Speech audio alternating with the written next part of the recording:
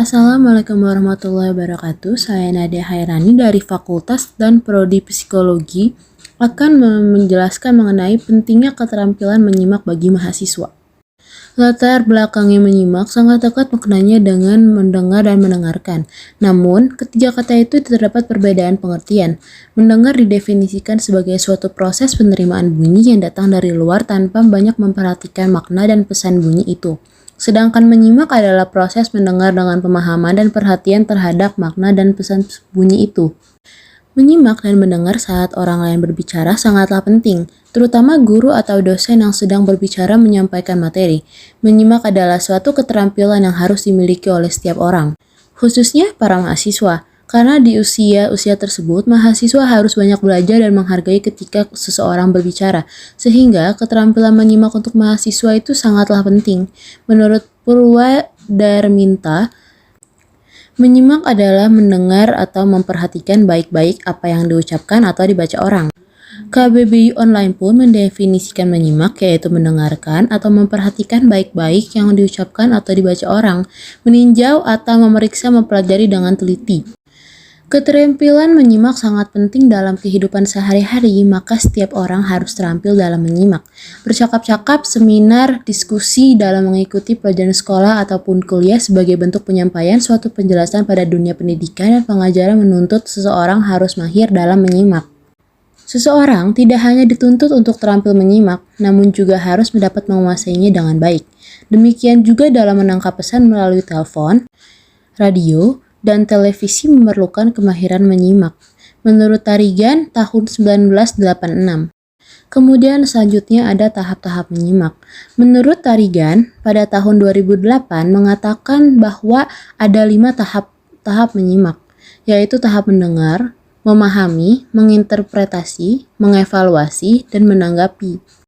Selain itu, menyimak memiliki beberapa jenis, yaitu ada menyimak ekstensif, intensif, sosial atau konversasional atau bisa juga disebut dengan menyimak sopan, menyimak sekunder, estetik, kritis, konsentratif, kreatif, dan interogatif.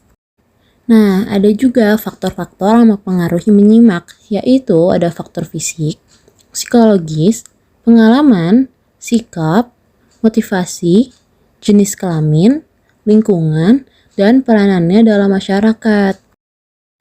Selain adanya faktor mempengaruhi dalam menyimak, ada juga faktor yang menyebabkan mahasiswa tidak menyimak dengan baik, yaitu keegosentrisan, keengganan untuk terlibat, ketakutan dan perubahan, keinginan untuk menghindari, puas terhadap penampilan eksternal, pertimbangan yang prematur, dan kebingungan semantik.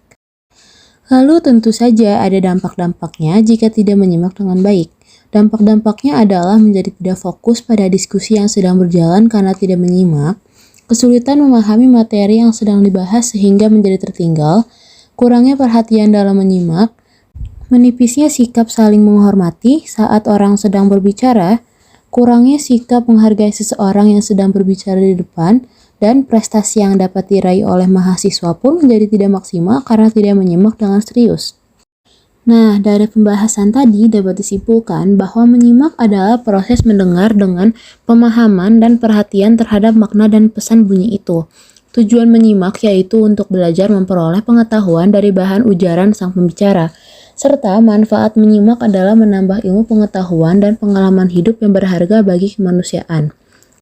Sebab menyimak memiliki nilai informatif, yaitu memberikan masukan-masukan tertentu yang menjadikan kita lebih berpengalaman.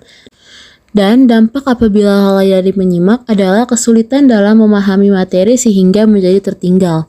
Jadi, berdasarkan materi yang sudah dijabarkan, menyimak sangatlah penting bagi kalangan mahasiswa untuk menambah wawasan dan menambah bahan pembelajaran untuk di kemudian hari. Karena dari menyimak, mahasiswa bisa menerapkan apa yang sudah dibicarakan oleh seseorang. Menyimak juga sangat penting agar kita sebagai mahasiswa tidak tertinggal mengenai informasi-informasi yang mungkin akan kita butuhkan di kemudian hari untuk bahan ajar. Sarannya adalah penulis juga menyadari bahwa tulisan ini jauh dari kata sempurna. Dapat dilihat bahwa ada kekurangan dalam penulisan PowerPoint penelitian ini. Metode yang digunakan di sini adalah metode pendekatan kualitatif. Kemudian penulis juga menyadari bahwa terdapat beberapa penulisan kata baku atau non baku yang belum sempurna. Lalu penulis juga menyadari bahwa pembahasan topik tidak sesempurna yang ditulis oleh para ahli, maka dari itu diharapkan untuk penulis berikutnya yang menggunakan topik serupa dapat lebih mendalami pembahasan maupun referensi yang digunakan dan hal-hal lainnya yang mampu menyempurnakan tulisan berikutnya.